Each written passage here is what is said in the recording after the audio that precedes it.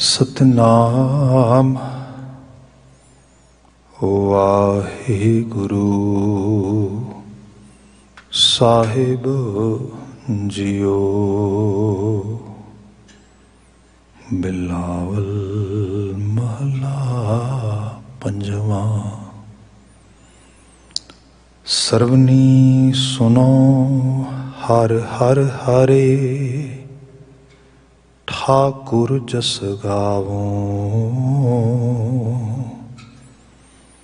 संत चरण कर सीस धर, हर नाम ध्यामो।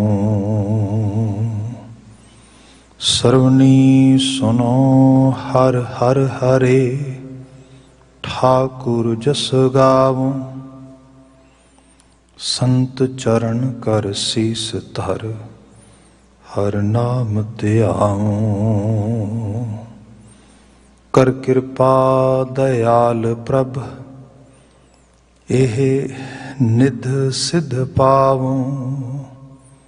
संत जना की रेणुका, लय माथै लामो। रहाओ। नीच ते नीच अत नीच होए, कर बिनो बुलावो। पाप मलूमा आप त्याग, संत संग समावो। सास सास नह विसरै, अन कतै न तहावो। सफल दर्शन गुर भेटियै, मान मोह मिटावो। सत संतोख दया धर्म, श्रृंगार बनाओ। सफल सुहागण नानका, अपने प्रभ भावो। सत संतोख दया धर्म, श्रृंगार बनाओ। सफल सुहागण नानका, अपने प्रभ भावो। वाहिगुरु जी का खालसा, वाहिगुरु जी की फतेह। जुगो जुग अटल तन तन गुरु ग्रंथ साहिब जी, गुरु पातशाह जी की अपार बख्शिश। शाम समय सत्संगत दियां घड़ियां असी प्राप्त कीतियां ने। समा गुरबाणी व्याख्यान दा है। लड़ीवार गुर रचना नूं विचारदियां होयां बिलावल राग दे चौपदियां दा मुसलसल संदेश असी विचारदे हां। गुरु अर्जन पातशाह द्वारा उचारण किए गए इन्हां उपदेशों विचों आप जी ने अगलेरा शब्द सरवण किया है। विचार हमेशा की तरह रहाओ दे पदे तो ही प्रारंभ कर रहे हैं। साहब जिक्र कर रहे ने, कर कृपा दयाल प्रभ, एह निध सिद्ध पावो। संत जना की रेणुका, लय माथै लामो। रहाओ। संत जना की रेणुका, लय माथै लामो। संत बिरती जो बशर ने, जो मानुख ने, जो इंसान ने, उन्हां दे चरनां दी धूड़ चुक के मत्थे ला लवां। ये दी लाइन दा लिटरली तौर पर ट्रांसलेशन बनती है। जो पहली सत्र है रहाओ दे पंदे दी, वह है कर कृपा दयाल प्रभ, एह निध सिद्ध पावो। निध सिद्ध देखिए, समाजिक तौर पर संसार विच विचरदे हाँ ते साडे मन मंडल दे किते ना किते चीज़ पई है कि बंदे दी मेहनत, मुशक्कत, एफर्ट, प्रयास ये सब फलीभूत हुंदे ने, पर कुछ होर भी है जिहड़ा मददगार हुंदा है। उहदा नाम किस्मत हो सकता है, मुकद्दर हो सकता है। उहदा नाम कोई किसी किस्म की कोई बाहरों मिल रही समर्था कह लो, कोई शक्ति कह लो, कोई रब की बख्शिश कह लो, कोई गुरु की असीस कह लो, बख्शीश कह लो, मतलब सारे नावां दे नाल लोकां ने आप अपने मुहाज ते विश्वास मुताबिक चीज़ां तय कीतियां ने। फिर कई बार ये भी होया कि कुछ मनुखा ने ये चीज़ ले आंदी कि नहीं नहीं, कुछ खास किस्म दीयां प्राप्तियां कुछ बंदियां कोल हो जांदियां ने जिन्होंने रिद्धियां सिद्धियां कह लो। सो उन्हां दे ओहो जे बंदे लभ लवो ते एहो जे सैल्फ स्टैबलिश लोग जिहड़े ने, मतलब जिहड़े आपूं स्थापित होए लोग ने, वो भी मिल जाणगे तुहानूं। मैं तो कई बारी विनती करदा, मैनूं याद आ काफ़ी साल पहलां दी गल आ, मैं समहाउ कई बारी गल कहण दा तरीका हुंदा है, उस तरीके च मैं बात कर दी कि पंजाबी ज़बान की सेवा कर रहे वड्डे अखबार डायस्पोरा दे विच उन्हां नूं तुसीं थोड़ा कुरेद के वेखोगे तो अराउंड ज़्यादा नहीं तो 30-40% हिस्सा तुहानूं इहो जे बाबे ओझे ज्योतिषी इन्हां दीयां ऐडां दा मिल जाएगा। सो एक वड्डा हिस्सा तो इहदा मतलब है समाज विच इहदी बड़ी खरीदो फरोख्त आ, बड़ा ज़्यादा समाज दे बाबत जिहड़ा आ वो जिहड़े लोग इन्नियां एड्स दे रहे हैं, अर्निंग भी हो ही रही है उन्हां दी। मेरे ते वीर हैगे ने, उन्होंने बिजनस मार्केटिंग दे विच मास्टर्स कीती हैगी है, तो कहिंदे कि मार्केटिंग दा फंडा किवें काम करदा। मैं दसदा तुहानूं, if you are spending $1 in your ad, then you have to earn at least 9 more. So that means your ad is actually the investment in your ad is good. If you are not making that much money after spending $1, that means that as it not worth. इस ਇਹਦੇ ਪਿੱਛੇ ਫੰਡਾ ਹੁੰਦਾ ਹੈ। ਤੇ ਇਸ ਬਾਬਤ ਦੇਖਿਆ ਤੇ ਜਦੋਂ ਈਵਨ ਸਾਡੇ ਇੱਥੇ ਜਿਹੜੇ ਇੰਡੀਆ ਤੋਂ ਟੀਵੀ ਚੈਨਲਸ ਵਗੈਰਾ ਵੀ ਚੱਲਦੇ ਨੇ, ਖੈਰ ਹੁਣ ਤੇ IPTV ਕਰਕੇ ਉਹ ਚੀਜ਼ਾਂ ਉਹਨਾਂ ਦਾ ਇੱਕ ਤਰ੍ਹਾਂ ਦੀ ਮੋਨੋਪੋਲੀ ਟੁੱਟ ਗਈ। ਅਦਰਵਾਈਜ਼ ਉਹਨਾਂ ਕੋਲ ਹੁੰਦਾ ਸੀਗਾ ਕਿ ਉਹ ਜਿਵੇਂ ਦਰਬਾਰ ਸਾਹਿਬ ਦਾ ਕੀਰਤਨ ਵੀ ਦਿਖਾਉਂਦੇ ਸੀ, ਤੇ ਉਹਦੇ ਵਿੱਚ ਵੀ ਜਿਵੇਂ ਕੀਰਤਨ ਸਮਾਪਤ ਹੋਇਆ ਤੇ ਉਸ ਤੋਂ ਬਾਅਦ ਇੱਕਦਮ ਵਾਸਤੂ ਦੀਆਂ, ਜੋਤਿਸ਼ ਦੀਆਂ ਇਹੋ ਜਿਹੀਆਂ ਐਡਾਂ ਆ ਜਾਂਦੀਆਂ ਸੀ ਰਾਈਟ ਹੋਏ। ਤੇ ਉਹਦੇ ਬਾਬਤ ਵੀ ਉਹ ਸੱਜਣ ਮੈਨੂੰ ਦੱਸਦੇ ਕਿ ਐਟਲੀਸਟ ਜੇ ਐਡ ਪੂਰਾ ਈਅਰ ਓਵਰ ਦਾ ਈਅਰ ਚਲਾ ਰਿਹਾ ਹੈ ਤੇ more than $1 million ਸਪੈਂਡ ਕਰ ਰਿਹਾ ਹੈ। ਤੇ ਜੇ more than $1 million ਸਪੈਂਡ ਕਰ ਰਿਹਾ ਇਕੱਲਾ ਸ਼ਖਸ, ਤੇ ਐਟਲੀਸਟ $10 million ਅਰਨ ਕਰ ਰਿਹਾ ਹੈ। ਤੇ ਹੋਰ ਤੇ ਕੋਈ ਹੈ ਨਹੀਂਗਾ। ਦਰਬਾਰ ਸਾਹਿਬ ਦਾ ਕੀਰਤਨ ਕੌਣ ਦੇਖੇਗਾ? ਸਾਡੀ ਕਮਿਊਨਿਟੀ ਦੇਖੇਗੀ ਮੋਸਟਲੀ। ਸੋ ਟਾਰਗੇਟਡ ਕਮਿਊਨਿਟੀਜ਼ ਆਵਰਸ, ਇਹੀ ਇਸ ਰੂਪ ਵਿੱਚ ਬਾਤ ਆ। ਸੋ ਇਸ ਕਿਸਮ ਦੇ ਸਾਰੇ ਵੇਰਵੇ ਦੇ ਉੱਤੇ ਗੱਲ ਕਰਦਿਆਂ ਹੋਇਆਂ ਮੈਂ ਬਾਤ ਕਰ ਦਿੱਤੀ, ਤੇ ਮੇਰੇ ਵੀਰ ਨੇ ਤੋ ਕਥਾ 'ਚ ਸੰਗਤ 'ਚ ਬੈਠੇ ਕਥਾ ਸਰਵਨ ਕਰ ਰਹੇ ਸੀ ਤੇ ਡਾਊਨਟਾਊਨ ਟੋਰਾਂਟੋ ਕੰਮ ਕਰਨ ਜਾਂਦੇ ਸੀ। ਤਾਂ ਬਾਈ ਚਾਂਸ ਅਸੀਂ ਇਕੱਠਿਆਂ ਨਹੀਂ ਐਕਚੁਅਲੀ ਘਰ ਨੂੰ ਡਰਾਈਵ ਕਰਨਾ ਸੀਗਾ। ਤੇ ਉਹ ਮੈਨੂੰ ਜਦੋਂ ਮੈਂ ਕਥਾ ਕਰਕੇ ਨਿਕਲਿਆ ਤੇ ਕਹਿੰਦੇ ਜੀ ਵੀਰ ਜੀ ਗੱਲ ਇਹ ਹੈ ਕਿ ਤੁਸੀਂ ਬੜੇ ਰੇਸਿਸਟ ਹੈਗੇ ਹੋ। ਮੈਂ ਕਿਹਾ ਜੀ ਸੌਰੀ, ਜੇ ਤੁਸੀਂ ਨੋਟਿਸ ਕੀਤਾ ਤਾਂ ਮੈਨੂੰ ਦੱਸੋ ਕਿੱਥੇ ਹੈਗਾ, ਆਪਾਂ ਕੰਮ ਕਰਾਂਗੇ ਉਸ ਪਾਸੇ। ਕਹਿੰਦੇ ਰੇਸਿਸਟ ਇਸ ਕਰਕੇ ਕਿਉਂਕਿ ਤੁਸੀਂ ਆਪਣੀ ਰੇਸ ਨੂੰ ਟਾਰਗੇਟ ਕਰੀ ਜਾ ਰਹੇ ਹੋ, ਤੁਸੀਂ ਹੋਰ ਸਾਰਿਆਂ ਨੂੰ ਛੱਡ ਹੀ ਦਿੱਤਾ। ਮੈਂ ਕਿਹਾ ਜੀ ਉਹ ਕਿਵੇਂ? ਕਹਿਣ ਲੱਗਾ ਗੱਲ ਇਹ ਹੈ ਵੀ ਇਕੱਲੇ ਆਪਣੀ ਥੋੜ੍ਹਾ ਨੇ। ਉਹਨਾਂ ਨੇ ਮੈਨੂੰ ਜਿਹੜਾ ਟੋਰਾਂਟੋ ਦੇ 'ਚੋਂ ਮੈਟਰੋ ਛਪਦਾ ਉਹ ਕੱਢ ਕੇ ਵਿਖਾਇਆ। ਕਹਿੰਦੇ ਜਦ ਧਿਆਨ ਨਾਲ ਦੇਖੋ ਉਹਦੇ ਕਲਾਸੀਫਾਈਡਸ ਕੇ ਤੇ ਗਾਇਨੀ ਬਾਬੇ, ਵੈਸਟ ਇੰਡੀਜ਼ ਬਾਬੇ, ਤੇ ਦੁਨੀਆ ਭਰ ਦੀ ਕਿਹੜੀ ਕਮਿਊਨਿਟੀ ਜਿਹੜੀ ਬਚੀ ਹੋਏਗੀ, ਮਤਲਬ ਹਰ ਲੈਵਲ 'ਤੇ। ਸੋ ਜਿਹੜਾ ਇਹ ਸੁਪਰਸਟੀਸ਼ੀਅਸ ਐਕਸਰਸਾਈਜ਼ਸ ਜਿਹੜੀਆਂ ਨੇ ਇਹ ਹਰ ਥਾਂ 'ਤੇ ਮੌਜੂਦ ਨੇ, ਥੋੜ੍ਹਾ ਕਿਸੇ ਹੋਰ ਰੂਪ ਵਿੱਚ ਨੇ, ਕਿਤੇ ਕਿਸੇ ਹੋਰ ਰੂਪ ਵਿੱਚ ਨੇ। ਇਸ ਸਾਰੇ ਦਾ ਵਜੂਦ ਇਹ ਹੋਈ ਹੈ ਕਿ ਬੰਦੇ ਦੇ ਮਨ ਮੰਡਲ 'ਚ ਇੱਕ ਚੀਜ਼ ਪਈ ਹੈ ਕਿ ਦੁਨੀਆ ਦੀ ਰੇਸ 'ਚ ਅੱਗੇ ਲੰਘਣਾ ਹੈ ਤੇ ਕਿਤੇ ਐਸਾ ਨਾ ਹੋਏ ਇਕੱਲੀ ਮਿਹਨਤ ਫਲ ਨਾ ਲਿਆਵੇ, ਕੁਛ ਹੋਰ ਵੀ ਨਾਲ ਲੈ ਲਈਏ। ਜੋ ਕੁਛ ਹੋਰ ਲੈਣਾ ਨਾਲ, ਹਾਲਾਂਕਿ ਸਾਇੰਟੀਫਿਕਲੀ ਇਹ ਬਾਤ ਹੈ, ਬੰਦੇ ਨੂੰ ਪ੍ਰੇਅਰਸ ਪ੍ਰਾਰਥਨਾ, ਅਸੀਂ ਤੇ ਆਪ ਕਹਿੰਦੇ ਹਾਂ ਪ੍ਰਯਾਸ ਦੇ ਨਾਲ ਅਰਦਾਸ, ਦੋਨਾਂ ਚੀਜ਼ਾਂ ਦਾ ਕੰਬੀਨੇਸ਼ਨ ਹੈ ਸਿੱਖੀ। ਪਰ ਉਹਦੇ ਵਿੱਚ ਵੀ ਗੁਰੂ ਬਾਬਾ ਜੀ ਨੇ ਇਹ ਚੀਜ਼ ਦੱਸੀ ਕਿ ਕਰਤਾਰ ਦੇ ਭਰੋਸਾ ਹੋਣਾ ਤੇ ਕਰਤਾਰ ਦੇ ਹੁਕਮ ਦਾ ਧਾਰ ਨਹੀਂ ਹੋਣਾ। ਤੇ ਹੁਕਮ ਦਾ ਧਾਰ ਨਹੀਂ ਹੋਣ ਦਾ ਮਤਲਬ ਇਹ ਹੈ ਕਿ ਬਹੁਤ ਇੰਟੈਗ੍ਰਿਟੀ ਲੈਵਲ 'ਤੇ, ਟਰੁਥਫੁਲਨੈਸ ਦੇ ਲੈਵਲ ਦੇ ਉੱਤੇ ਬੰਦੇ ਨੂੰ ਆਪਣੇ ਕਿਸੇ ਰਾਹ ਦੇ ਉੱਤੇ ਤੁਰਨਾ।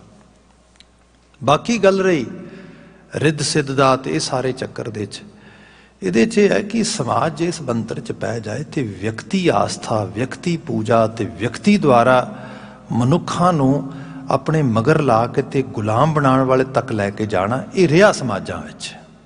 ਇੱਥੋਂ ਹੀ ਫਿਰ ਸਾਰੀਆਂ ਚੀਜ਼ਾਂ ਜਿਹੜੀਆਂ ਨੇ, ਜਿਵੇਂ ਤੁਸੀਂ ਸੋਚਦੇ ਹੋ ਕਿ ਕਲਟ ਬਣ ਜਾਂਦਾ, ਕੋਈ ਇੱਕ ਬੰਦਾ ਧਾਰਮਿਕ ਆਗੂ ਬਣ ਜਾਂਦਾ, ਉਹਦੇ ਮਗਰ ਇੱਕ ਕਮਿਊਨਿਟੀ ਲੱਗ ਜਾਂਦੀ, ਫਿਰ ਉਹਨਾਂ ਨੂੰ ਐਕਸਪਲੋਇਟ ਵੀ ਕਰਦਾ, ਯੂਜ਼ ਵੀ ਕਰਦਾ, ਈਵਨ ਅਬਿਊਜ਼ ਵੀ ਕਰਦਾ। ਇਹ ਸਾਰੇ ਦੀ ਨਿਸ਼ਾਨੀ ਰੀਸੈਂਟਲੀ ਭਾਰਤੀ ਖਿੱਤੇ 'ਚ ਜਿਹੜਾ ਉਹ ਸ਼ਖਸ ਇਸ ਵਕਤ ਜੇਲ੍ਹ 'ਚ ਬੈਠਾ ਆ, ਉਹਦਾ ਤੁਸੀਂ ਲੈ ਲਓ। ਮੇਰੇ ਖੁਦ ਸਾਹਮਣੇ ਡਾਕਟਰ ਹਰਸ਼ਮਿੰਦਰ ਕੌਰ ਪਟਿਆਲੇ ਵਾਲੇ, ਉਹਨਾਂ ਨੇ ਬਾਤ ਕਹੀ ਕਿ ਮੈਂ ਜਿੱਥੇ ਹੌਸਪੀਟਲ 'ਚ ਕੰਮ ਕਰਦੀ ਤੇ 4th ਕਲਾਸ ਜਿਹੜਾ ਖਾਸ ਕਰਕੇ ਸਵੀਪਰਸ ਵਗੈਰਾ ਹੁੰਦੇ ਨੇ, ਉਹ ਕਰਮਚਾਰੀ ਉੱਥੇ, ਤੇ ਉਹਦਾ ਲੌਕਟ ਪਾ ਕੇ ਤੁਰਿਆ ਫਿਰਦਾ ਹਮੇਸ਼ਾ। ਤੇ ਮੈਨੂੰ ਕਈ ਵਾਰ ਲੱਗਣਾ ਕਿ ਇਹ ਸ਼ਰੇਆਮ ਇਸ ਤਰੀਕੇ ਨਾਲ ਕਰ ਰਿਹਾ।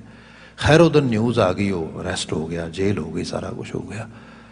ਤੇ ਮੈਂ ਬਾਈ ਚਾਂਸ ਉਹਨੂੰ ਕਹਿੰਦੀ ਬੁਲਾ ਕੇ, ਤੇ ਮੈਂ ਕਿਹਾ ਵੀ ਹੁਣ ਤੇ ਕੁਝ ਹਿਆ ਕਰਨੀ ਚਾਹੀਦੀ ਤੈਨੂੰ, ਹੁਣ ਤੇ ਸਾਰਾ ਕੁਛ ਹੋ ਗਿਆ, ਆ ਹੁਣ ਤੇ ਲਾ ਦੇ।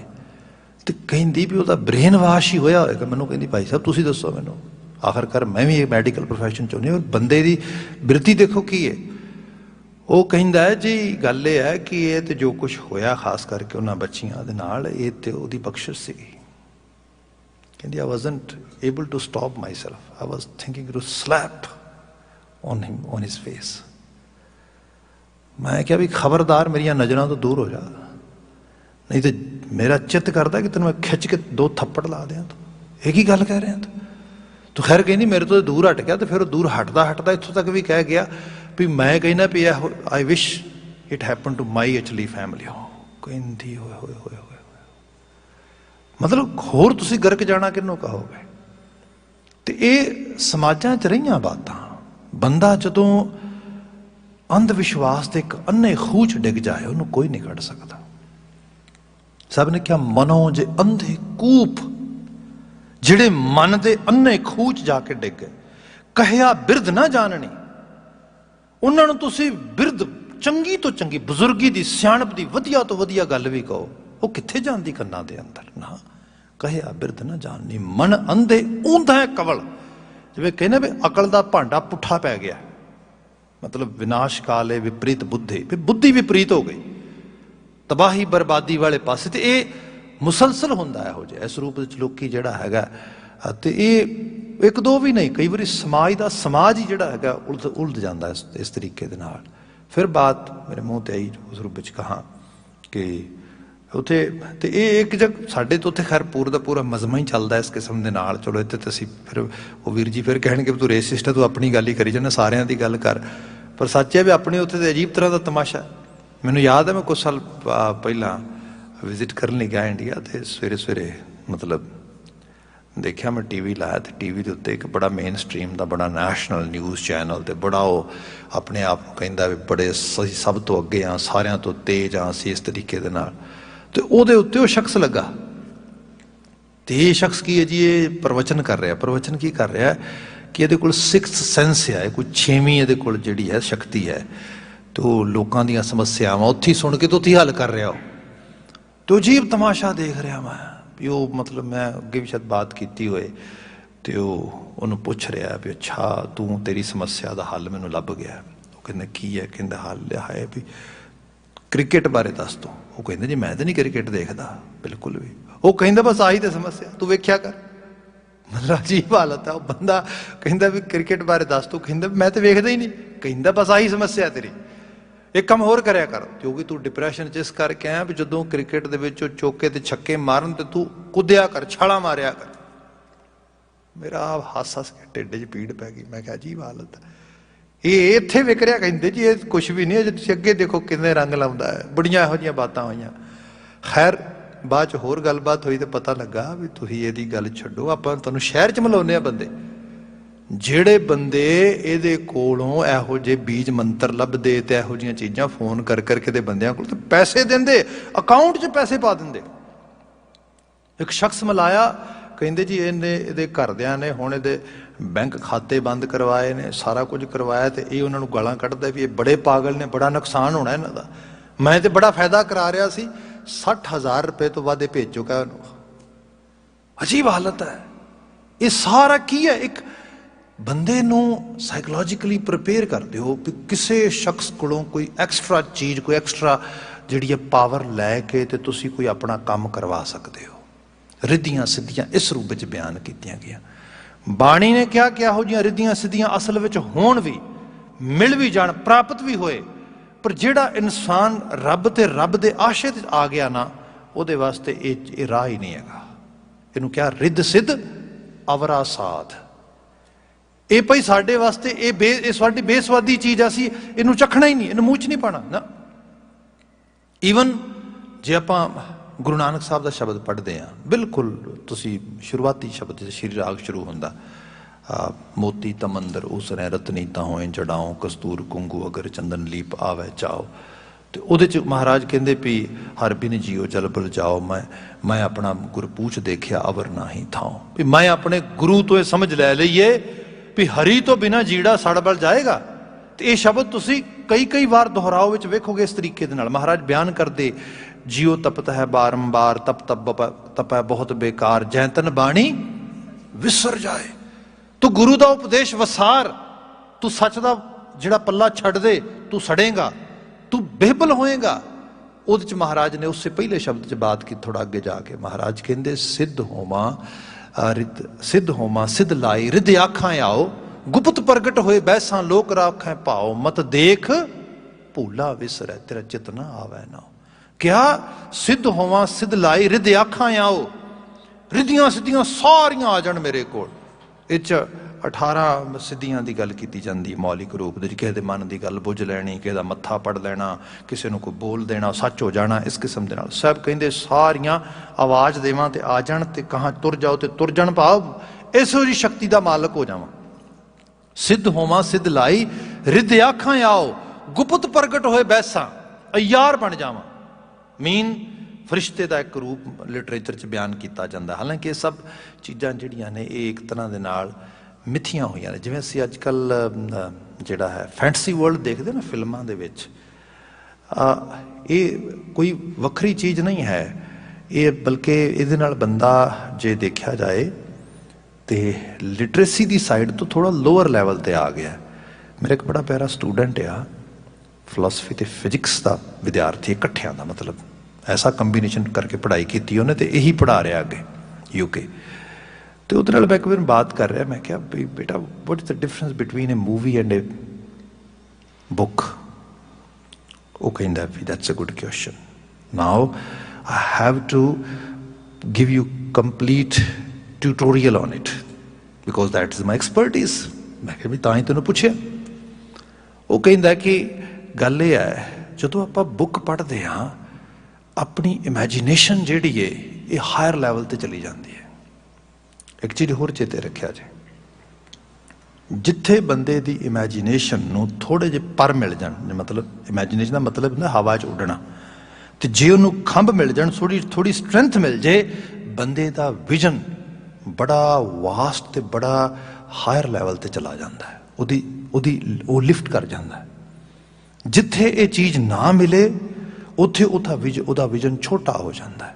ਤੁਸੀਂ ਕਈ ਵਾਰੀ ਦੇਖਿਆ ਹੋਵੇਗਾ, ਮੈਂ ਖੁਦ ਮੈਂਟਲ ਹੈਲਥ ਦੇ ਵਿੱਚ ਲੋਕਾਂ ਨੂੰ ਇਹੋ ਜਿਹੀਆਂ ਆਪਣੀਆਂ ਗੱਲਾਂ ਸੁਣਾਉਂਦਿਆਂ, ਕਥਾ ਬਾਤਾਂ ਕਰਦਿਆਂ, ਆਪਣੀ ਕਹਾਣੀਆਂ ਸੁਣਾਉਂਦਿਆਂ ਚੀਜ਼ ਰੂਪੇ ਦੇਖਿਆ। ਲੋਕੀ ਕਹਿਣਗੇ ਬੜੀ ਸਿੱਲੀ ਚੀਜ਼ਾਂ ਮਾਇੰਡ ਸੋਚੀ ਜਾਂਦਾ ਆ ਬਿਨਾਂ ਵਜ੍ਹਾ। ਜੇ ਮੈਂ ਸਪੋਜ਼ ਕਰੋ ਘਰ ਦੇ ਵਿੱਚ ਬੈਠਾ ਵਾਂ ਤੇ ਮੈਨੂੰ ਇਹੀ ਸੋਚੀ ਜਾਂਦਾ ਵੀ ਮੇਰੇ ਘਰ ਦਾ ਜੀ ਮਰ ਜੇ ਕੋਈ ਤੇ ਇਹ ਹੋ ਜਾਏਗਾ, ਛੱਤ ਡਿੱਗ ਜੇ ਤੇ ਕੀ ਹੋ ਜਾਏਗਾ। ਅਜੀਬ ਸਿੱਲੀ, ਕਹਿੰਦੇ ਉਹਨਾਂ ਦੀ ਕੋਈ ਮੀਨਿੰਗਲੈਸ ਚੀਜ਼ਾਂ ਨੇ ਸਾਰੀਆਂ, but some how I have these kind of thoughts. ਹਾਂ, ਉਹਦਾ ਕਾਰਨ ਇਹ ਹੈ ਉਹ ਬਾਕਸ 'ਚ ਸਟਕ ਹੋ ਗਿਆ ਮਾਇੰਡ, ਉਹਨੂੰ ਉੱਤੋਂ ਬਾਹਰ ਕੱਢਣਾ ਪਏਗਾ। ਤੇ ਬਾਹਰ ਇਹੋ ਜਿਹੀ ਚੀਜ਼ ਹੀ ਕੱਢੇਗੀ ਲਿਟਰਸੀ, ਜਿਹੜਾ ਇਹ ਸਾਰਾ ਗਿਆਨ ਹੈ, ਸਮਝ ਹੈ। ਬੰਦੇ ਦੀ ਮਨ ਮੰਡਲ ਉਡਾਰੀ ਮਾਰੇਗਾ, ਉਹ ਉੱਡੇਗਾ। ਉਹ ਇਹੋ ਜਿਹੀਆਂ ਚੀਜ਼ਾਂ ਦੇ ਇਹੋ ਜਿਹੀ ਇਹ ਚੀਜ਼ਾਂ ਇਸ ਤਰ੍ਹਾਂ ਆ ਕਿ ਇਹੀ ਐਕਚੁਅਲੀ ਬੰਦੇ, ਤੁਸੀਂ ਦੇਖਿਆ ਨਾ, ਜਦੋਂ ਬੰਦਾ ਕੈਦਖਾਨੇ 'ਚ ਪੈ ਗਿਆ ਤੇ ਉਹਦੀ ਸੋਚ ਜਿਹੜੀ ਹੈ ਹੌਲੀ ਹੌਲੀ ਬਿਮਾਰ ਹੋ ਜਾਂਦੀ ਹੈ। ਐਗਜ਼ੈਕਟਲੀ ਇਹੋ ਚੀਜ਼ ਸਕਰੀਨ ਕਰਦੀ ਹੈ, ਬੰਦੇ ਨੂੰ ਕੈਦ ਕਰ ਲੈਂਦੀ ਉਹਦੀ ਸੋਚ ਨੂੰ। ਉਹ ਕਹਿੰਦਾ what's the difference between a book and film, let me tell you. Book ਤੁਹਾਨੂੰ ਇਮੈਜੀਨੇਸ਼ਨ ਦੇ ਚ ਲਿਜਾ ਕੇ ਜਾਂਦੀ, ਤੁਹਾਡੀ ਇਮੈਜਨਰੀ ਪਾਵਰ ਵਧਾ ਦਿੰਦੀ ਹੈ। ਇਹਦੇ ਮੁਕਾਬਲਤਨ ਜਿਹੜੀ ਮੂਵੀ ਹੈ ਉਹ ਤੁਹਾਨੂੰ ਸਾਰਾ ਕੁਝ ਬਣਿਆ ਬਣਾਇਆ ਪਰੋਸ ਦਿੰਦੀ ਹੈ ਤੇ ਤੁਸੀਂ ਉਹਦੇ 'ਚ ਸਟਕ ਹੋ ਜਾਂਦੇ ਹੋ। ਤੁਸੀਂ ਉਸੇ ਚੀਜ਼ ਦੇ ਉੱਤੇ ਜਿਹੜਾ ਹੈਗਾ ਵਾਰ-ਵਾਰ ਸੋਚੀ ਜਾਂਦੇ ਉਸ ਰੂਪ ਵਿੱਚ ਤੁਹਾਨੂੰ ਐਕਚੁਅਲ ਲੈਵਲ ਤੇ ਉਹ ਮਤਲਬ ਅਕਲ ਦੇ ਆਧਾਰ ਤੇ ਬੋਨਾ ਕਰ ਦਿੰਦੀ ਹੈ। ਇਸੇ ਲਈ ਜਿਹੜੇ ਲੋਕ ਬਹੁਤ ਦਾਨਿਸ਼ਮੰਦ ਨੇ ਅੱਜ ਦੇ ਯੁੱਗ ਦੇ ਵਿੱਚ ਵੀ, ਉਹ ਇਹਨਾਂ ਚੀਜ਼ਾਂ ਤੋਂ ਬਹੁਤ ਪਰਹੇਜ਼ਗਾਰ ਨੇ। ਇਹ ਨਹੀਂ ਕਿ ਬਿਲਕੁਲ ਨਾ ਮਾਤਰ ਵੇਖਦੇ ਨਹੀਂ ਹੈਗੇ, ਪਰ ਉਹ ਇਹ ਹੈ ਕਿ ਉਹ ਪਰਹੇਜ਼ਗਾਰ ਨੇ, ਜ਼ਿਆਦਾ ਅਜੇ ਵੀ ਲਿਟਰੇਸੀ ਨੂੰ ਜਿਹੜਾ ਹੈਗਾ ਐਫਰਟ ਪਾਉਂਦੇ ਉਸ ਰੂਪ ਦੇ ਅੰਦਰ। ਸੋ ਇਸ ਸਾਰੇ ਅਹਿਸਾਸ ਜਿਹੜੀ ਮੈਂ ਬੇਨਤੀ ਮੌਲਿਕ ਰੂਪ ਵਿੱਚ ਕਰ ਰਿਹਾ ਸੀਗਾ ਕਿ ਜਦੋਂ ਬੰਦਾ ਆਪਣੇ ਜੀਵਨ ਦੇ ਇਸ ਪਰਿਪੇਖ ਦੇ ਵਿੱਚ ਚੀਜ਼ਾਂ ਨੂੰ ਸਮਝੇਗਾ, ਪੜ੍ਹੇਗਾ, ਵਾਚ ਕਰੇਗਾ ਉਸ ਰੂਪ ਦੇ ਵਿੱਚ, ਤੇ ਫਿਰ ਇਸ ਸਾਰੀ ਦੁਨੀਆ ਦੇ ਵਿੱਚੋਂ ਬਾਹਰ ਨਿਕਲਣਾ ਸ਼ੁਰੂ ਹੋ ਜਾਏਗਾ। ਅਦਰਵਾਈਜ਼ ਅਸੀਂ ਇਹਨਾਂ ਰਿੱਧ ਸਿੱਧ ਦੇ ਤੇ ਇਸ ਸਾਰੇ ਪਸਾਰੇ ਦੇ ਅੰਦਰ ਪਏ ਹੋਏ ਆਪ ਵੀ ਤੇ ਲੋਕਾਂ ਨੂੰ ਵੀ ਪਿਆਂ ਹੋਇਆਂ ਨੂੰ ਵੇਖ ਕੇ ਇੱਕ ਅਜੀਬ ਤਰ੍ਹਾਂ ਦਾ ਬਵੰਡਰ, ਇੱਕ ਅਜੀਬ ਤਰ੍ਹਾਂ ਦਾ ਟਰੈਪ ਆਪਣੇ ਆਲੇ ਦੁਆਲੇ ਘੇਰ ਲੈਂਦੇ ਹਾਂ। ਧਰਮ ਦੀ ਆਭ ਅੱਜ ਗੁਰੂ ਮਹਾਰਾਜ ਨੇ ਬਿਆਨ ਕੀਤਾ, ਉਹ ਬੰਦੇ ਇਹਨਾਂ ਚੀਜ਼ਾਂ ਨੂੰ ਛੱਡ ਕਿ ਕਿਸੇ ਦੇ ਮਨ ਦੀ ਗੱਲ ਬੁੱਝ ਲਈ ਆ ਫਲਾਂ ਬੰਦੇ ਕੋਲ ਜਾਂ ਫਲਾਂ ਸਾਰੇ ਕੋਲ, ਨਾ, ਆਪਣੇ ਆਪ ਦੀ ਅਪਲਿਫਟਿੰਗ ਕਰ। ਤੇ ਜਿਵੇਂ ਜਿਵੇਂ ਅਪਲਿਫਟਿੰਗ ਕਰੇਗਾ ਫਿਰ ਜੋ ਕੁਝ ਆਲੇ ਦੁਆਲੇ ਵਾਪਰਦਾ, ਆਲੇ ਦੁਆਲੇ ਹੁੰਦਾ, ਈਵਨ ਹੁਣ ਤੇ ਬਾਤ ਕੀਤੀ ਜਾਂਦੀ ਜਿਹੜੀ ਅਨਸਰਟਨਟੀ ਹੈ, ਇਹ ਮਦਰ ਨੇਚਰ ਦੀ ਸਭ ਤੋਂ ਵੱਡੀ ਬਿਊਟੀ ਹੈ। ਕੁਝ ਵੀ ਸਰਟਨ ਨਹੀਂ ਹੋਣਾ ਚਾਹੀਦਾ। ਆਪਣਾ ਕੰਮ ਕਰੋ, ਜੋ ਮਿਲੇ ਆਊਟਕਮ ਇੰਜੋਏ ਕਰੋ। ਇਹੀ ਗੁਰੂ ਸਾਹਿਬ ਨੇ ਕਿਹਾ। ਅਦਰਵਾਈਜ਼ ਜੇ ਗੁਰੂ ਸਾਹਿਬ ਨੂੰ ਅਸੀਂ ਅੰਤਰਜਾਮੀ ਕਹਿੰਦੇ ਹਾਂ ਤਾਂ ਸਭ ਚੀਜ਼ਾਂ ਤੇ, ਪਰ ਉਹ ਇਸ ਰੂਪ ਵਿੱਚ ਵਿਚਰਦੇ, ਜੋ ਕਰਤਾਰ ਕਰੇਗਾ ਭਲਾ ਕਰੇਗਾ, ਸਭ ਵਧੀਆ ਹੋਏਗਾ। ਤੇ ਇਸ ਤਰ੍ਹਾਂ ਕਿ ਐਸਾ ਆਊਟਕਮ ਵੀ ਆਇਆ ਜਿਹਨੂੰ ਬੰਦਾ ਸੋਚ ਸਕਦਾ ਵੀ ਹੱਦ ਹੋ ਗਈ, ਇਹ ਤੇ ਨਹੀਂ ਹੋਣਾ ਚਾਹੀਦਾ, ਪਰ ਗੁਰੂ ਮਹਾਰਾਜ ਨੇ ਕਿਹਾ ਕਰਤਾਰ ਦਾ ਹੁਕਮ ਆ, ਉਹਦੇ ਹੁਕਮ ਨੂੰ ਸਿਰ ਮੱਥੇ ਪ੍ਰਵਾਨ ਕਰਕੇ ਰਜ਼ਾ ਵਿੱਚ ਰਾਜ਼ੀ ਰਹਿਣਾ।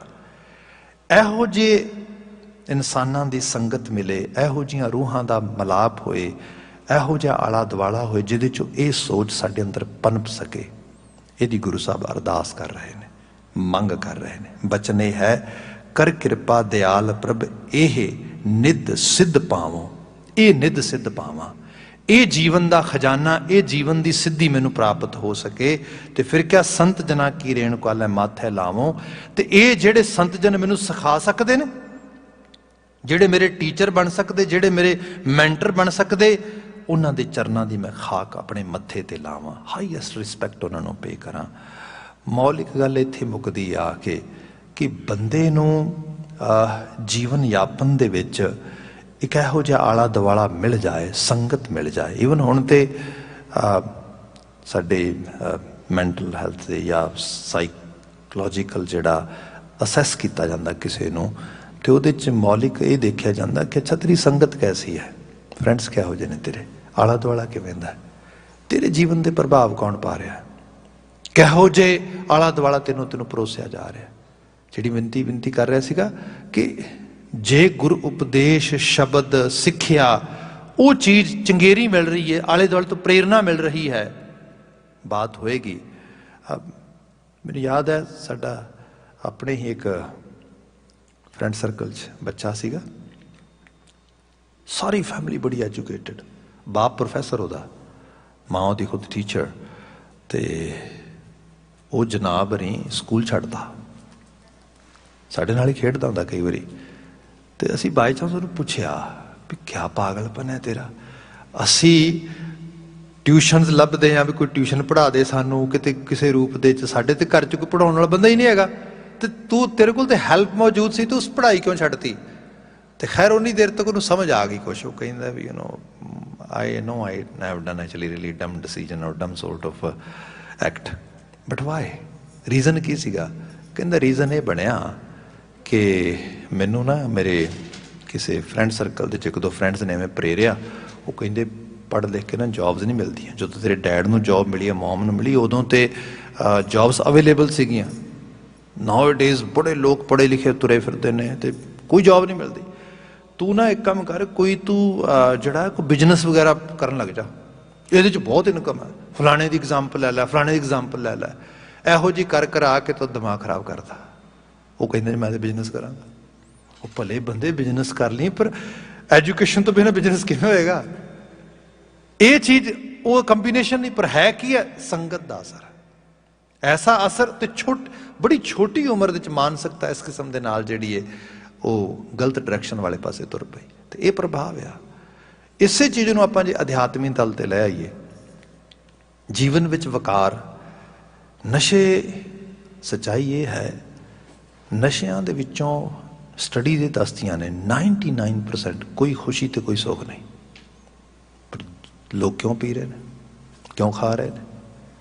ਸਾਡੇ ਇੱਥੇ ਹੁਣ ਦੀ ਤੇ ਰੀਸੈਂਟ ਦੀ ਕੋਈ ਮੈਂ ਡਾਟਾ ਨਹੀਂ ਪੜ੍ਹਿਆ, ਪਰ ਜਦੋਂ ਮੈਂ ਸਟੱਡੀ ਦੇ ਦੌਰਾਨ ਗਿਆ ਫਾਰਮਾਕੋਲੋਜੀਕਲ ਸਾਈਟਸ ਤੋਂ, ਤੇ ਪਤਾ ਲੱਗਾ ਸਾਡੀ ਕੈਨੇਡੀਅਨ ਸੋਇਲ ਦੇ ਉੱਤੇ ਕਿੱਡਾ ਬਹੁਤ ਜ਼ਿਆਦਾ ਪਾਪੂਲੇਸ਼ਨ ਨਹੀਂ ਹੈਗੀ, ਇਹਦੇ ਬਾਵਜੂਦ ਵੀ ਇੱਥੇ ਅਰਾਊਂਡ 8 ਟ੍ਰਿਲੀਅਨ ਦੀ ਇਲਿਸਿਟ ਡਰੱਗਸ ਦੀ ਮਾਰਕੀਟ ਆ ਪਰ ਈਅਰ। 8 ਟ੍ਰਿਲੀਅਨ ਦੀ, ਛੋਟੀ ਨਹੀਂ ਹੈਗੀ ਇਹ। ਅੰਡਰਗਰਾਊਂਡ ਤੇ ਇਹ ਕਈ ਸਾਲ ਪਹਿਲਾਂ ਦਾ ਮੈਂ ਡਾਟਾ ਬਿਆਨ ਕਰ ਰਿਹਾ। ਉਹ ਕਹਿੰਦੇ ਐਡੀ ਮਾਰਕੀਟ ਹੈ ਆਲਰੇਡੀ ਇੱਥੇ, ਤੇ ਜੇਕਰ ਤੇ ਅਜੇ ਉਹ ਆ ਜਿਹੜੀ ਇਹਨਾਂ ਨੇ ਜਸਟ ਕਿਤੇ ਨਾ ਕਿਤੇ ਕੁਛ ਉਸ ਤਰੀਕੇ ਨਾਲ ਕੈਲਕੂਲੇਸ਼ਨ ਕੀਤੀ ਹੈ। ਤੇ ਆਪ ਅੰਦਾਜ਼ਾ ਲਾਓ ਇਹ ਲੋਕ ਕੌਣ ਖਾ ਰਹੇ ਨੇ, ਕੌਣ ਇਹਨੂੰ ਜਿਹੜਾ ਹੈਗਾ ਐਂਡ ਆਫ ਦਾ ਡੇ ਕੋਈ ਕੰਜ਼ਿਊਮਰ ਹੈ ਨੇ ਨਾ ਇਹਦੇ, ਤੇ ਕਿੱਥੋਂ ਆ ਰਿਹਾ? ਇੱਕ ਦੂਜੇ ਤੋਂ ਸੁਣ ਸੁਣਾ ਕੇ, ਦੇਖ ਦਿਖਾ ਕੇ ਸੰਗਤ। ਐਸੀ ਸੰਗਤ ਵੀ ਹੋ ਸਕਦੀ ਹੈ ਜਿਹੜੀ ਕਹੇ ਵੀ ਜੋ ਮਰਜ਼ੀ ਹੋ ਜਾਏ, ਆਹ ਕੰਮ ਨਹੀਂ ਕਰਨਾ। ਇਹਦੇ ਨਾਲ ਚੇਂਜਸ ਆ ਜਾਂਦੇ, ਤਬਦੀਲੀ ਆ ਜਾਂਦੀ, ਬਦਲਾਅ ਆ ਜਾਂਦਾ। ਇਹ ਤਾਂ ਕੱਲ੍ਹ ਦੀਆਂ ਗੱਲਾਂ ਲੋਕਾਂ ਨੂੰ ਪਤਾ ਲੱਗਾ ਵੀ ਜਿਹੜਾ ਟਬੈਕੋ ਹੈ, ਜਗਤ ਜੂਠ ਜਿਹਨੂੰ ਅਸੀਂ ਕਹਿੰਦੇ ਹਾਂ, ਇਹ ਬੰਦੇ ਲਈ ਠੀਕ ਨਹੀਂ ਗੀ। ਦੁਨੀਆ ਦੀ ਸਭ ਤੋਂ ਜਿਹੜੀ ਵਰਸ ਕ੍ਰੇਵਿੰਗ ਹੈ ਨਿਕੋਟਿਨ ਦੀ ਹੈ।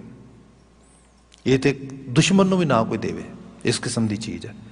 ਬੰਦੇ ਦੇ ਇੱਕ ਵਾਰੀ ਜੇ ਕਿਤੇ ਬ੍ਰੇਨ ਦੇ ਚੋਂ ਐਕਟਿਵ ਹੋ ਗਈ, ਉਸ ਨੂੰ 10 ਸਾਲ 15 ਸਾਲ 20 ਸਾਲ ਤੱਕ ਤੁਸੀਂ ਛੁਡਾ ਕੇ ਰੱਖੋ। 20 ਸਾਲ ਬਾਅਦ ਵੀ ਜੇ ਕਿਤੇ ਦੁਬਾਰਾ ਸਮੈਲ ਵੀ ਚੜ੍ਹ ਗਈ ਤੇ ਦੁਬਾਰਾ ਆ ਜਾਏਗੀ।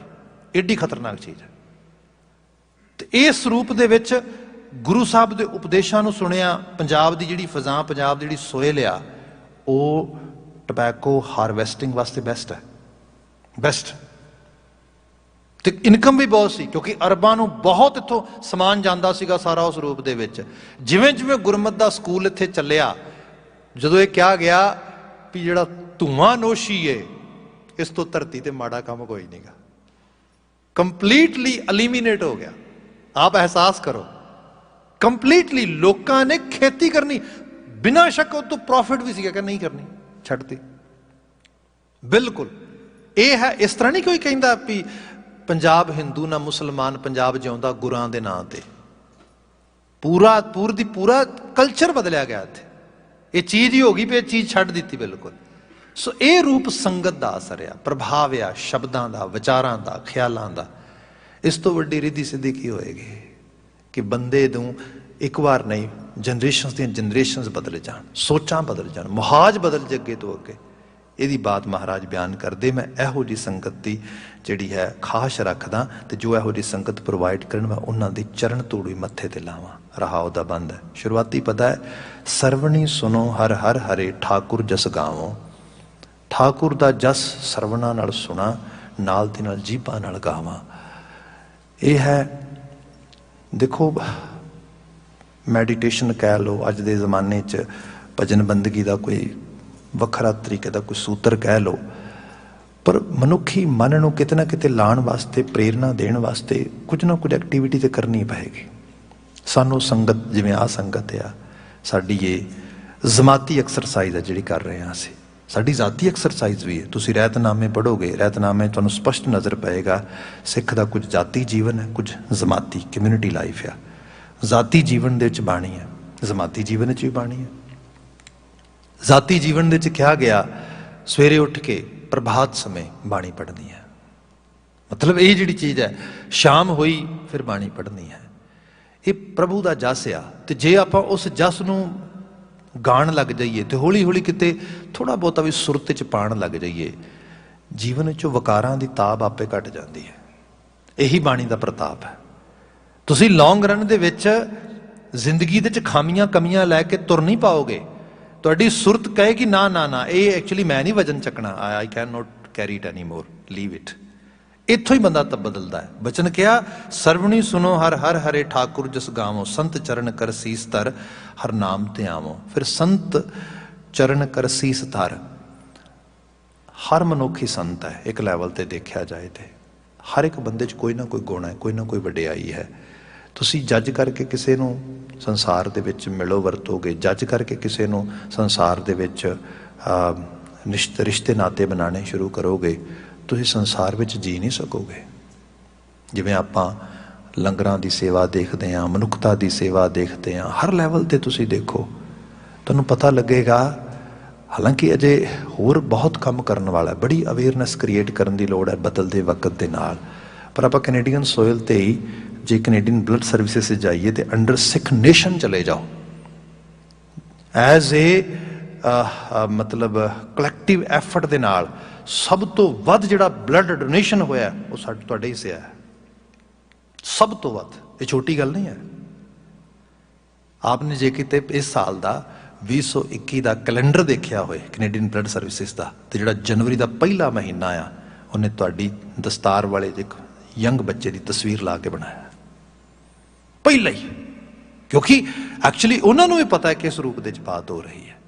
ਤੇ ਮੈਂ ਤਾਂ ਬੇਨਤੀ ਕਰ ਰਿਹਾ ਕਿ ਇਹ ਕੋਈ ਕਿਸੇ ਦੇ ਉੱਤੇ ਅਹਿਸਾਨ ਵੀ ਨਹੀਂਗਾ। ਆਖਰਕਾਰ ਅਸੀਂ ਸਾਰੇ ਮਨੁੱਖ ਹਾਂ ਤੇ ਇੱਕ ਦੂਜੇ ਦੇ ਭਾਈਵਾਲ ਹਾਂ ਅਸੀਂ। ਤੇ ਜੇ ਕੈਨੇਡੀਅਨ ਸੋਇਲ ਤੇ ਦੇਖਿਆ ਜਾਏ ਤੇ ਇੱਥੇ ਸਾਡੀ ਹੋਂਦ, ਸਾਡਾ ਰਹਿਣ ਸਹਿਣ, ਇਹ ਕੋਈ ਮਤਲਬ ਮਾੜੀ ਚੀਜ਼ ਨਹੀਂ, ਬਹੁਤ ਕਮਾਲ ਦਾ ਅਸੀਂ ਜੀਵਨ ਵੀ ਮਾਣ ਰਹੇ ਹਾਂ ਇੱਥੇ। ਕੰਟਰੀਬਿਊਸ਼ਨ ਹੀ ਮਤਲਬ ਟੂ ਪੇ ਬੈਕ ਹੀ ਕਮਿਊਨਿਟੀ ਨੂੰ ਉਸ ਰੂਪ ਦੇ ਵਿੱਚ। ਪਰ ਇਹ ਗੁਰੂ ਮਹਾਰਾਜ ਨੇ ਸਿਖਾਇਆ ਤੇ ਕਿਹਾ ਸਭ ਦੀ ਸੇਵਾ ਕਰਨੀ, ਕਿਸੇ ਨੂੰ ਕੋਈ ਜੱਜ ਕਰਨ ਵਾਲਾ ਨਹੀਂ ਹੈਗਾ। ਇਨ ਬਿਨ ਲੰਗਰਾਂ ਦੀ ਬਾਤ ਹੈ ਸਾਰੀ। ਤੇ ਇਹ ਹੈ ਮਾਨਵਤਾ ਦਾ ਇੱਕ ਬੜੇ ਹੰਬਲ ਵੇ ਦੇ ਨਾਲ ਸੈਲਫਲੈਸ ਸਰਵਰ ਬਣ ਜਾਣਾ, ਉਸ ਰੂਪ ਵਿੱਚ ਸਰਵ ਕਰਨ ਵਾਲਾ ਬਣ ਜਾਣਾ, ਸਰਵਿੰਗ ਇੱਕ ਮਨੁੱਖ ਬਣ ਜਾਣਾ। ਇਹ ਰੂਪ ਵਿੱਚ ਗੁਰੂ ਮਹਾਰਾਜ ਨੇ ਬਿਆਨ ਕੀਤਾ ਕਿ ਸੰਤ ਚਰਨ ਕਰ ਸੀਸ ਧਰ ਹਰ ਨਾਮ ਧਿਆਵੋ। ਅਗਲਾ ਬਚਨ ਹੈ ਨੀਚ ਤੇ ਨੀਚ ਅਤ ਨੀਚ ਹੋਏ ਕਰ ਬਿਨੋ ਬੁਲਾਵੋ। ਆਪਣੇ ਆਪ ਨੂੰ ਹਲੀਮੀ ਚ ਲੈ ਆਉਣਾ, ਤੇ ਇੰਨੀ ਹਲੀਮੀ ਚ ਲੈ ਆਉਣਾ, ਨੀਚ ਤੇ ਨੀਚ ਅਤ ਨੀਚ ਹੋਏ, ਨੀਵਾਂ, ਆਪਣੇ ਆਪ ਨੂੰ ਜਤਾਣਾ ਹੀ ਨਹੀਂ ਕਿਤੇ ਵੀ ਮਾਲਕ ਤੂੰ ਹੀ ਕਰਨ ਵਾਲਾ, ਮੈਂ ਕੌਣ ਆ ਕਰਨ ਵਾਲਾ। ਤੇ ਬੀਇੰਗ ਏ ਸਿੱਖ ਇਹ ਵੀ ਸੱਚਾਈ ਹੈ। ਜੇ ਕੋਈ ਸਾਨੂੰ ਕਿਸੇ ਲੈਵਲ ਤੇ ਵਡਿਆਏ ਵੀ ਨਾ, ਤੇ ਜੇ ਆਪਾਂ ਸਿੱਖੀ 'ਚ ਥੋੜਾ ਬਹੁਤਾ ਵੀ ਸੁਰਤ ਰੱਖੀ ਹੈ ਤੇ ਸਾਨੂੰ ਕਈ ਵਾਰੀ ਸੋਭਦਾ ਵੀ ਨਹੀਂ ਕਿ ਨਹੀਂ ਸਾਡੀ ਕਾਹਦੀ ਵਡਿਆਈ, ਤੇ ਗੁਰੂ ਦੀ, ਬੰਦੇ ਦੀ ਕਾਹਦੀ ਵਡਿਆਈ। ਇਹ ਜਿਹੜੀ ਚੀਜ਼ ਇੱਥੋਂ ਵੀ ਆ ਰਹੀ, ਸਭ ਕਹਿੰਦੇ ਨੀਚ ਤੇ ਨੀਚ ਅਤ ਨੀਚ ਹੋਏ ਕਰ ਬਿਨੋ ਬੁਲਾਵੋ, ਪਾਮ ਮਲੋਵਾਂ ਆਪ ਤਿਆਗ ਸੰਤ ਸੰਗ ਸਮਾਵੋ। ਤੇ ਮੈਂ ਉਹਨਾਂ ਦੇ ਪੈਰ ਮਲ ਮਲ ਕੇ ਧੋਵਾਂ, ਉਹਨਾਂ ਦੀ ਮੁੱਠੀ ਚਾਪੀ ਕਰਾਂ ਜਿਹੜੇ ਮੈਨੂੰ ਸੱਤ ਦੇ ਰਾਹ ਤੇ ਤੋਰਨ ਦੇ ਸਮਰੱਥ ਹੋਣ। ਭਾਵ ਚੰਗੀ ਸੰਗਤ ਦੀ ਮੰਗ ਹੈ। ਫਿਰ ਦੁਬਾਰਾ ਸਾਸ ਸਾਸ ਨਹਿ ਵਿਸਰੈ ਅਨਕਤਹਿ ਨ ਤਾਵੋ। ਮਾਲਕ ਮਨ ਤੇ ਤਰਸ ਕਰੀ, ਇਹ ਮਨ ਕਿਤੇ ਹੋਰ ਜਾਏ ਹੀ ਨਾ, ਸਾਸ ਸਾਸ ਤੇਰੀ ਸਮ੍ਰਿਤੀ ਚ ਲੱਗ ਜਾਏ। ਸਫਲ ਦਰਸ਼ਨ ਗੁਰ ਭੇਟੀ ਹੈ, ਮਾਨ ਮੋਹ ਮਿਟਾਵੋ। ਕੀ ਮਾਣ ਤੇ ਕੀ ਸੰਸਾਰ ਦਾ ਬਹੁਤਾ ਮੋਹ, ਇਹ ਮਿਟ ਜਾਏ, ਤੇਰੇ ਦੀਦਾਰ ਹੋ ਜਾਣ ਤੇ ਗੁਰੂ ਨੂੰ ਭੇਟਤ ਹੋ ਜਾਵਾਂ। ਭਾਵ ਜੀਵਨ ਕਿਸੇ ਹਾਇਰ ਥਾਟ ਨੂੰ ਸਮਰਪਿਤ ਹੋ ਕੇ ਉਹਨੂੰ ਡੈਡੀਕੇਟ ਕਰਕੇ ਜੀ ਸਕਾਂ। ਅੰਤਲੇ ਬਚਨ ਨੇ ਸਤ ਸੰਤੋਖ ਦਇਆ ਧਰਮ ਸ਼ਿੰਗਾਰ ਬਣਾਓ। ਕਿਆ ਕਮਾਲ ਹੈ। ਅਸੀਂ ਸਾਰੇ ਆਪਣੇ ਆਪ ਨੂੰ ਸ਼ਿੰਗਾਰਨਾ ਚਾਹੁੰਦੇ ਹਾਂ, ਕੋਈ ਵੀ ਮਾੜੀ ਲੁੱਕ ਨਹੀਂ ਚਾਹੁੰਦਾ ਕੋਈ, ਮਤਲਬ ਭਾਵੇਂ ਉਹ ਫਿਜ਼ੀਕਲ ਅਪੀਅਰੈਂਸ ਹੈ ਸਾਡੀ, ਜਾਂ ਸਾਡੀ as a personal as a persona, ਸਾਡਾ ਜਿਹੜਾ ਪਰਸਨੈਲਿਟੀ ਜਿਹੜੀ ਹੈ, ਲੋਕੀ ਇਹ ਸਾਡੇ ਬਾਰੇ ਜੇ ਗੱਲ ਕਰਨ ਤੇ ਚੰਗੀ ਕਰਨ, ਮੇਰਾ ਇਸ ਕਿਸਮ ਦਾ ਕੈਲੀਬਰ ਹੋਏ ਸੰਸਾਰ ਦੇ ਵਿੱਚ। ਤੇ ਬਾਬਾ ਜੀ ਬਿਆਨ ਕਰਦੇ ਇਹ ਕੈਲੀਬਰ ਸਿਰਫ ਤੇ ਸਿਰਫ ਤੇਰੀ ਕਿਸੇ ਸੰਸਾਰਿਕ ਪੋਜੈਸ਼ਨ ਜਾਂ ਪੋਜੀਸ਼ਨ ਕਰਕੇ ਨਾ ਹੋਏ, ਬਲਕਿ ਤੇਰੇ ਇਨਸਾਨੀ ਗੁਣਾਂ ਕਰਕੇ ਹੋਏ। ਤੇ ਐਸੇ ਗੁਣਾਂ ਦਾ ਸ਼ਿੰਗਾਰ ਕਰ। ਸਤ ਸੰਤੋਖ ਦਇਆ ਧਰਮ, ਇਹ ਸਾਰੇ ਚੰਗੇਰੇ ਗੁਣ ਨੇ, ਗੁੱਡ ਡੀਡਸ, ਇਹਦਾ ਸ਼ਿੰਗਾਰ ਹੋ ਜਾਏ। ਸਤ ਸੰਤੋਖ ਦਇਆ ਧਰਮ ਸ਼ਿੰਗਾਰ ਬਣਾਵੋ, ਸਫਲ ਸੁਹਾਗਨ ਨਾਨਕਾ ਆਪਣੇ ਪ੍ਰਭਾਵੋ। ਜੇ ਕਿਤੇ ਪ੍ਰਭੂ ਨੂੰ ਮੇਰਾ ਜੀਵਨ ਭਾ ਜਾਏ ਤੇ ਸਮਝੋ ਮੇਰਾ ਸਫਲ ਸੁਹਾਗਣਾ ਵਾਲਾ ਜੀਵਨ ਹੋ ਜਾਏਗਾ, ਗੁਰਮੁਖਾਂ ਵਾਲਾ, ਸੰਤਾਂ ਵਾਲਾ ਜੀਵਨ ਹੋ ਜਾਏਗਾ। ਸਾਹਿਬ ਰਹਿਮਤ ਕਰਨ, ਇਹਨਾਂ ਆਲਮੀ ਵਾਕਿਆਂ 'ਚੋਂ ਸਾਨੂੰ ਗੁਰਮਤਿ ਦੀ ਪ੍ਰੇਰਨਾ ਮਿਲੇ, ਗੁਰਮਤਿ ਗਾੜੀ ਰਾਹ ਦੇ ਅਸੀਂ ਧਾਰਨੀ ਹੋਈਏ। ਇੰਨੀਆਂ ਕੁ ਬੇਨਤੀਆਂ ਨਾਲ ਖਿਮਾ ਭੁੱਲਾਂ ਗਲਤੀਆਂ ਨਾ ਚਤਾਰਿਓ ਜੇ। ਇੱਥੇ ਸਮਾਪਨ ਕਰਦੇ ਹਾਂ। ਕਹਿ ਦੇਣਾ ਜੀ ਵਾਹਿਗੁਰੂ ਜੀ ਕਾ ਖਾਲਸਾ, ਵਾਹਿਗੁਰੂ ਜੀ ਕੀ ਫਤਿਹ।